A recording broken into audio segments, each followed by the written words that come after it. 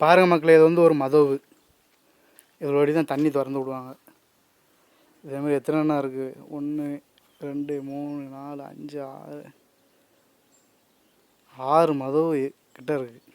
பாருங்கள், தண்ணி இல்லாமல் இந்த ஏரியா ஃபுல்லாகவுமே இதாக இருக்குது.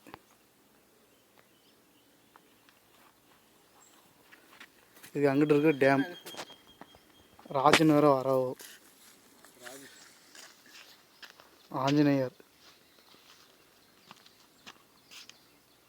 ஆஞ்சநேயருக்கு சாப்பிட எதுவும் இல்லைன்னொன்னே சோகத்தில் இருக்கு.